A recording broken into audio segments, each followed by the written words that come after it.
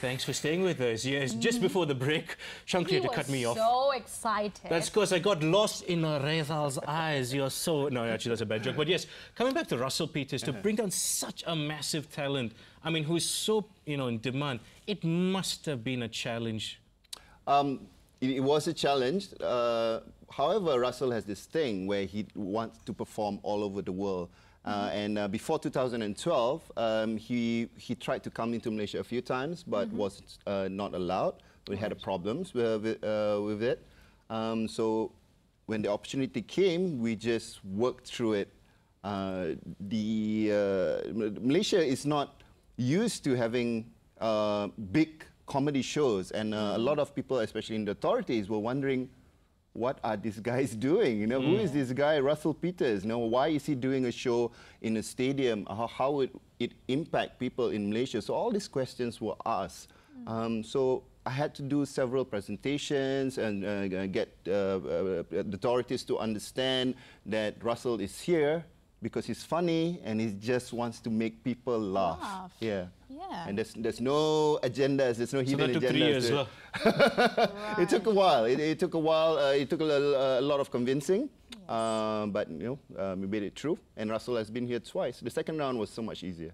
Okay. Right. Thanks for bringing him down, by the way. Yes, that was brilliant. Twice. That too. Now, like you said just now, there were so many questions asked by Malaysians, like, why bring a person, put him in a stadium and make us laugh? How does that even work? But, years has passed and it has actually worked. People love it. And in your experience, what makes the Malaysian audience laugh? What are they looking for in an entertainment gig? Laughter is something very personal. If you don't understand or you can't relate to the comedian on stage, you won't be able to find whatever he or she is saying is funny. So Malaysians like things that is closely happening in Malaysia.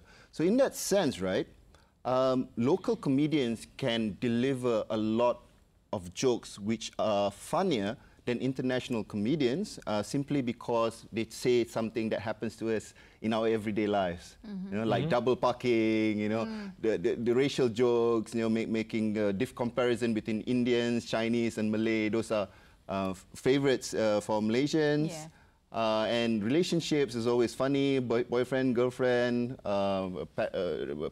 parental relationship with children. We love to laugh at ourselves. Yeah, we love to laugh at ourselves. A lot of different topics that is close to our heart. Yeah.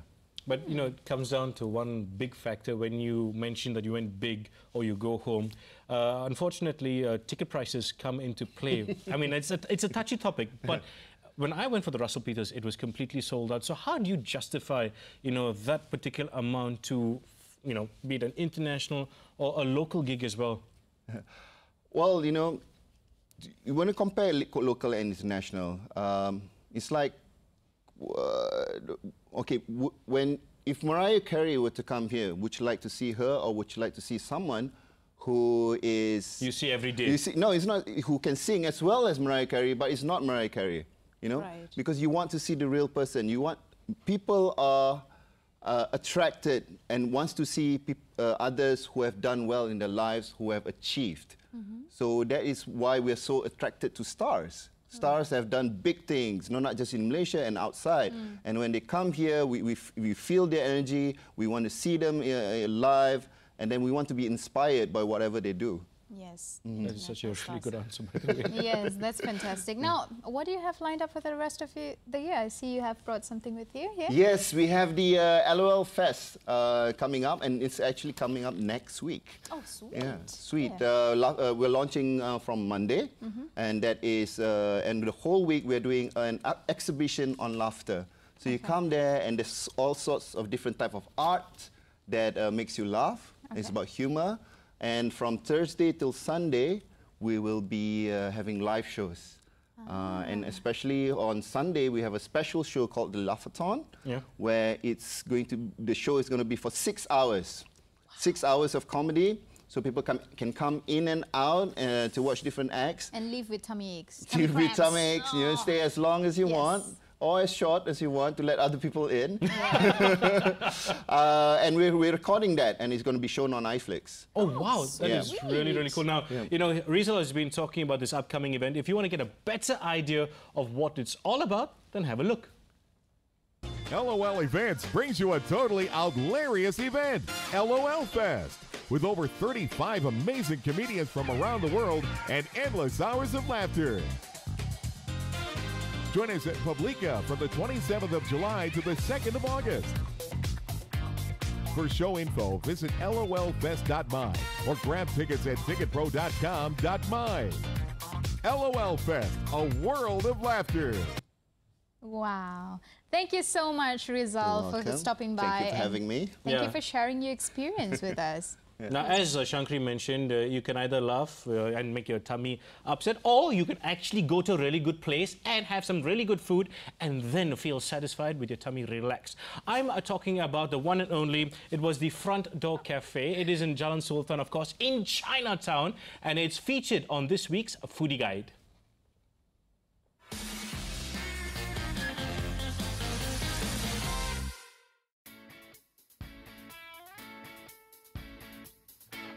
Hi guys, my name is Irfan, and on this week's episode of the Foodie Guide, I am here at the Front Door Cafe in Jalan Sultan, KL, a very nice place.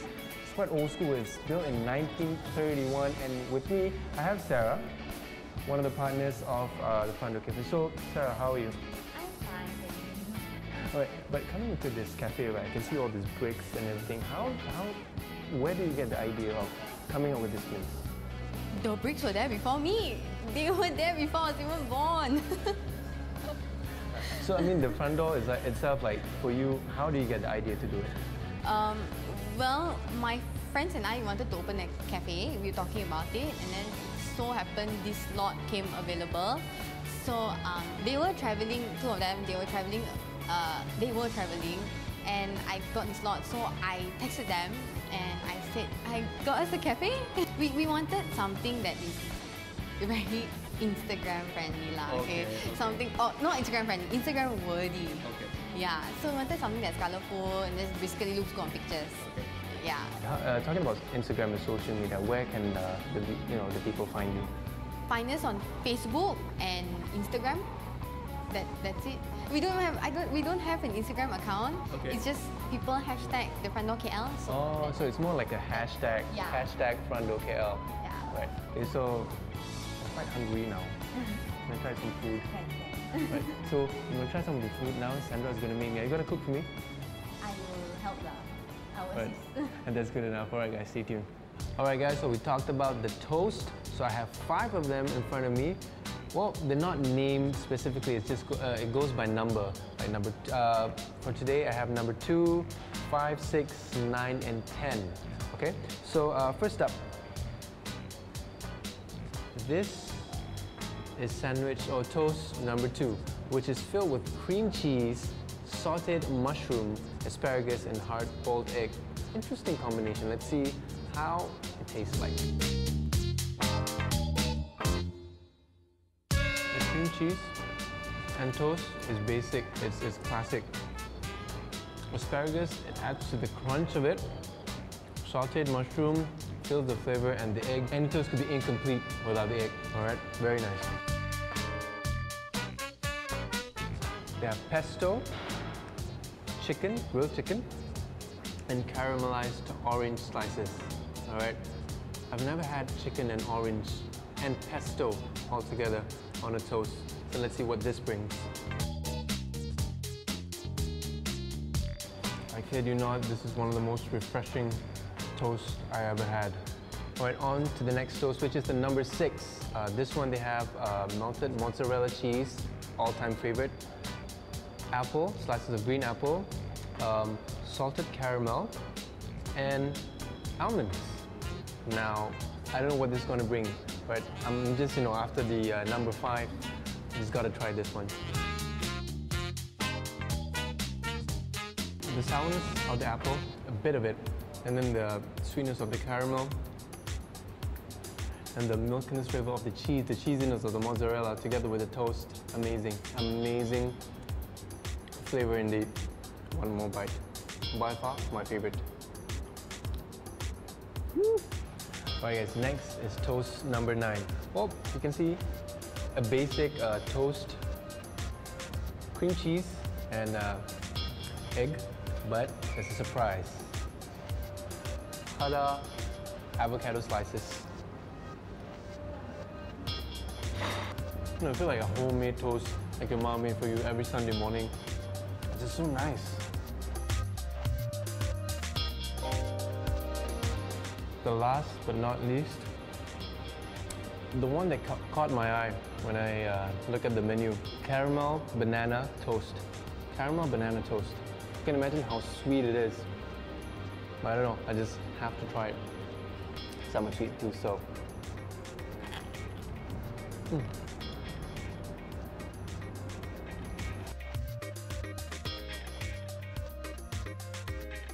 I forgot to mention, there's peanut butter. The element of surprise. All right guys, now I have the chili salmon pasta. All right, so this is a new set. All right, they came out with a new set together with the tapping tapri soda. It comes in various flavors, but today I chose apple vanilla. So let's give it a try.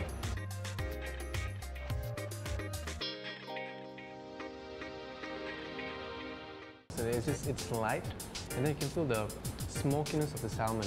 And there's a bit of sweet, sour, and spicy all together with all the ingredients onto the drink.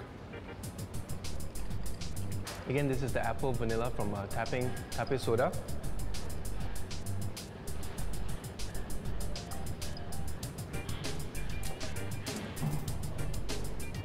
Refreshing, definitely. So there you have it guys, the Front Door Cafe, the best toast and pasta you can get in KL. So that's all for this week's episode of The Foodie Guide. My name is Irfan, signing off. See you guys next time. That looks so good. I'm hungry. Are you hungry? I know, I am hungry. And you know what, Roshan? I love food so much. That's what I do during my spare time. I eat.